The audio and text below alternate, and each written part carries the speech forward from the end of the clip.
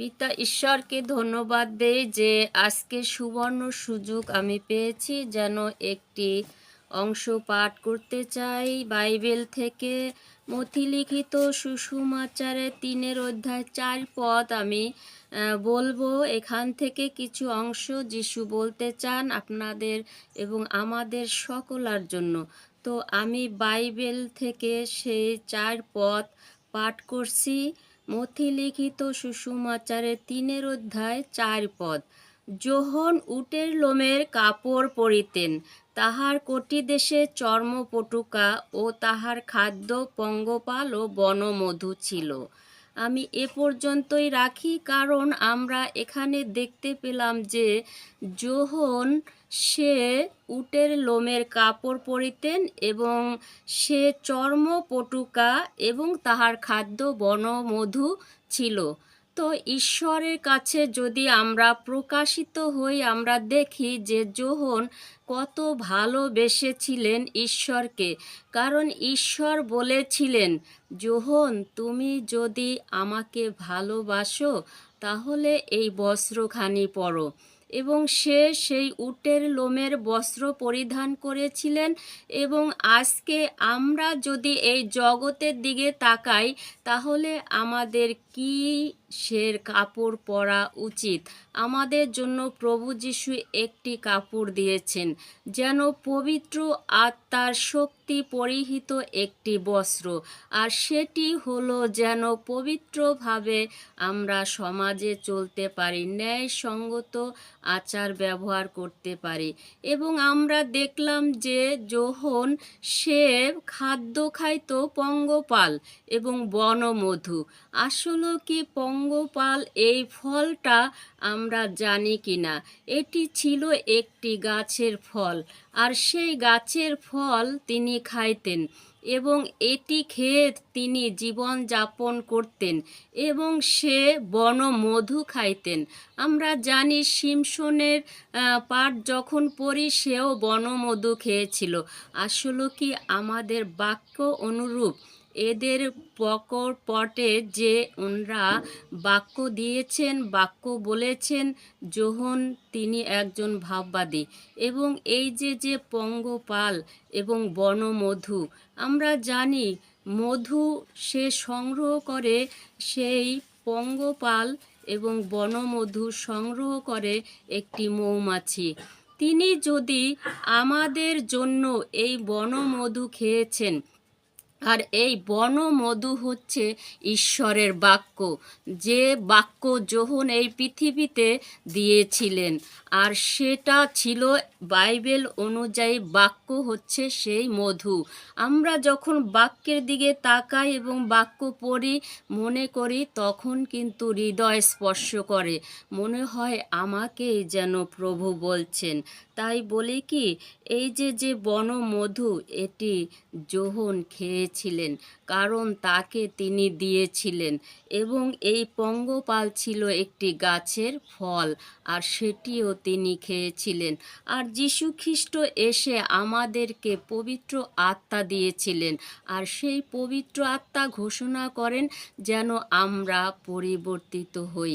কারণ এই যে সময়, এই যে গত দিনগুলো চলে যাচ্ছে, হানাহানি, হিংসা, অহংকার, দাম্ভিকতা যেন আমরা ছেড়ে দেই এবং এই বাক্যের নির্ধারিত অনুযায়ী আমরা যেন যোহনের মতো সেই ভালোবাসার ফল খেতে পারি। এটি হচ্ছে বাক্য। আর এই বাক্য আমরা সমুদয় জাতি খাই, কিন্তু এই বাক্য আমরা পড়ি। সমস্ত পালকবৃন্দ তারা সুসমাচার প্রচার করছে এবং এই বাক্য খাইতেছে। ঈশ্বর আমাদের প্রত্যেককে, কারণ যিশু যখন প্রচার করতেছিলেন তখন এই যোহন কারাগারে বসে শিষ্যদেরকে বললেন যে তোমরা কি জানো যিশু কোথায় আছে? কিন্তু এই যোহন কিন্তু ঈশ্বরের প্রশংসা করার জন্য এসেছিলেন যীশু খ্রিস্ট আসার পূর্বে, এবং তিনি এসে সুসমাচার প্রচার করেছিলেন। তারপরে যিশু তার মধ্যে দিয়ে জলে অবগাহিত হয়েছিলেন। কিন্তু হয়েছিলেন কেমন করে? আত্মার সঙ্গে আত্মার একটি সম্পর্ক ছিল। সেই জন্য যিশু যখন তার সম্মুখে আসলেন, তখন হৃদয় বিদারুণ একটি প্রবাহিত কান্না এসে পড়ল। কারণ যোহন যখন মায়ের গর্ভে 6 মাস ছিল এবং সে তখন কান্নায় ভেঙে পড়েছিল। আর মরিয়ম গিয়া সেই সংবাদ বলল, আর সংবাদ বলার সঙ্গে সঙ্গে যোহন মায়ের গর্ভে নেচে উঠে বলল, জয় যিশু। আসলে কি এই ভাববাণী সত্য, কিন্তু এই ভাববাণীর নিগূঢ় তত্ত্ব কত এবং কত প্রকার ও কী এগুলা আমাদের জানা দরকার। আসলে যোহন যখন ওই ফল খেয়েছিল, সেই বনমধু খেয়েছিল, আসলে তিনি ঈশ্বরের বাক্য খেয়েছিলেন। এবং তিনি প্রান্তরে যখন প্রচার করতেছিলেন, আর তখন সমুদয় জাতি তার কাছে এসেছিল। এবং সে যখন জল দিয়ে হাঁটছিলেন এবং যিশুর সুসমাচার প্রচার করছিলেন, বহু জাতি তার কাছে এসেছিলেন। পবিত্র আত্মার শক্তিতে তারা এসেছিলেন এবং তারা এসে সেই জর্দন নদীতে ডুব দিয়েছিলেন। আসলে কি যোহন যখন এই ভাববাণী বলতেছিলেন, তখন তার ভিতরে একটি শক্তি এসেছিল, আর এই শক্তি তিনি কাজে লাগিয়েছিলেন। কিন্তু এই যে যত মানুষ পরিবর্তন হয়েছিল, সেই পরিবর্তনের একটি ধারাবাহিক অংশ বলি। কারণ এই যে পরিবর্তন হয়েছিল, সেই 2050 সালের পূর্বে যীশুখ্রিস্ট এসেছিলেন। এবং আমরা জানি যে এই ফল যে খায় সে মারা যায়। আসলে কি একটি ফলের কথা বলি, আমরা যখন মরুভূমিতে থাকি, মায়ের গর্ভে থাকি এবং আমরা পুনর্জীবন যাপন করি এবং মায়ের গর্ভ থেকে একটি ছোট্ট শিশু হয়ে জন্ম নেই এবং এই জন্মের পূর্বে আস্তে আস্তে মায়ের গর্ভ থেকে এবং মার কাছ থেকে দূরে চলে যাই। আসলে কি সেটি আমাদের উচিত? না, এটি আমাদের উচিত নয়। তাই আশেপাশে কীট পতঙ্গ যেন বানরের মতো একটি থাবা দিয়ে ছোট ছোট কিশোর কিশোরীকে নিয়ে যায় মন্দ পথে। তাই যোহন চিৎকার করে বলেছিলেন, তোমরা থামো, তোমরা থামো, আর সময় নাই, সময় সন্নিকট। এই জন্য যিশু নীরব রাত্রিতে ধ্যান করলেন এবং যোহনের সঙ্গে কথা বললেন। যোহনের সঙ্গে যখন কর্ণমূলে কথা বলতেন, তখন কেউ জানে না যে যোহনের সঙ্গে কেমন তার সম্পর্ক ছিল। যিশু যখন কানে কানে তার কথা বলে, আসলে কি একটি পবিত্র শক্তি। যিশু যখন বলতেন, যোহন তুমি প্রান্তরে এসো, সে প্রান্তরে যাইতেন এবং সে বনমধু খাওয়ার জন্য যিশু তাকে ডাক দিতেন। এই জন্য এমন অটপকে যেন মানুষগুলো হারিয়ে যাচ্ছে। তাই আমরা বর্তমান ইতিহাসে দেখি সেই যোহন কোন পূর্বে এসেছিল, তার ইতিহাস কি আমরা আসলে বলতে পারি না। এই জন্য কোন সালে, কত সালে এই সকল ভাববাদী এসেছে আমরা কেহই জানি না। এই জন্য বলি কি, বনমধু হচ্ছে আমাদের জীবন দ্বারায় এই বাক্য। এই বাক্য যখন আমরা খাই, তখন বাক্য খাই এবং বাক্য মতো চলার জন্য যখন চেষ্টা করে, সে যে ব্যক্তি হোক না কেন, সে হচ্ছে সেই বনমধু খায় এবং এই বাক্য খায় এবং সে বস্ত্র পরিধান করে, পবিত্র বস্ত্র। তাই গুহায় যদি থাকি, তাহলে তো এই বস্ত্র পরিধান করি না। আর যদি সেই গুহায় অন্ধকার থাকে, সমস্ত মায়েরা অন্ধকারে চলে যায়, সন্তানেরা অন্ধকারে চলে যায়, কিন্তু আলোর কাছে আসতে পারে না। আলোর দিশানা হচ্ছে একটি, যেন সৎকর্মের দ্বারা মনুষ্য সুসজ্জীভূত হয়। এই জন্য ঈশ্বর চান যেন আমরা সুসবজি, সুন্দর সবজি খাই, কিন্তু আমাদের আচার ব্যবহার এত খারাপ, এগুলো সবজির সঙ্গে আমাদের তুলনা হয় না। আমরা যত খাবার খাই, এগুলো সবেই যেন পবিত্র আত্মার একটি স্পর্শ। তাই বলি কি, এই যে খাবার খাই এগুলো যেন আমাদের হৃদয়ে স্পর্শ করে।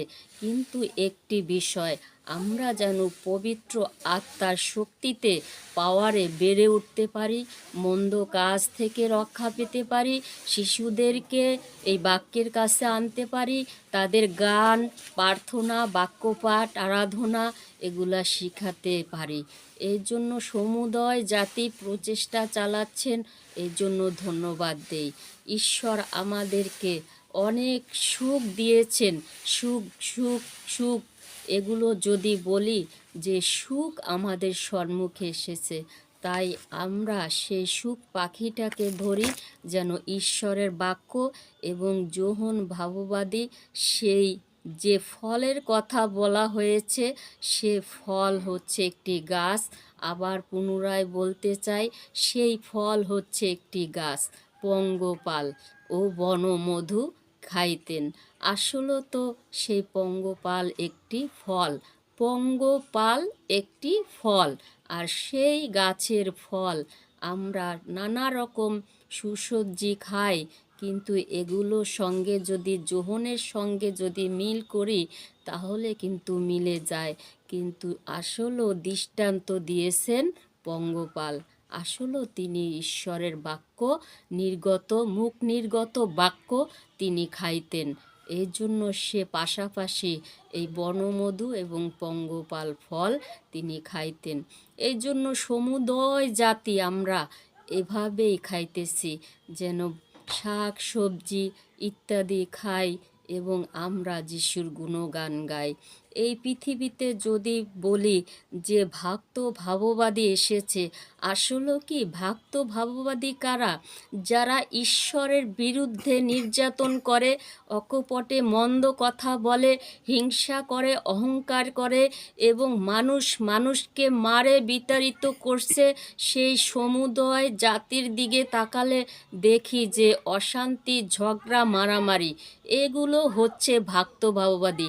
আর যদি আপনি ঈশ্বরের গুণকীর্তন করেন, ঈশ্বরের ভজনা করেন, ঈশ্বরের বাক্যের কাছে ছুটে যান, সভা সমাজে ছুটে যান, ঈশ্বরের বাক্য বলার জন্য আপনার পিপাসা জাগে এবং ঈশ্বরের পথে আপনি আছেন, আপনি অন্ধকারে নাই, আপনি আলোর নিশানায় চলতেছেন, এটি আপনার পিপাসা যে আমি বাক্য বলবো, কখন সভায় যাব, কখন গান করব, ঘরে বসে কখন প্রার্থনা করব, ইত্যাদি ইত্যাদি অনেক বিষয় নিয়ে যখন আপনি থাকেন, তখনই আপনি ঈশ্বরের মুখ নির্গত বাক্য অনুযায়ী আপনি সেই ধার্মিক ব্যক্তি। আপনি সেই কখনো মানুষের মধ্যে থাকেন না, অপবিত্র মানুষ হতে পারেন না। এই জন্য আমি এখানেই শেষ করতে চাই, কারণ আমরা ভক্ত ভাববাদীকে প্রচারে বলেছি কারা ভক্ত ভাববাদী এবং কারা ভাববাদী। এই জন্য সমস্ত ভাববাদীকে ধন্যবাদ দেই। ঈশ্বর নিজ বাক্যের প্রতি আমাদের আশীর্বাদ করুন।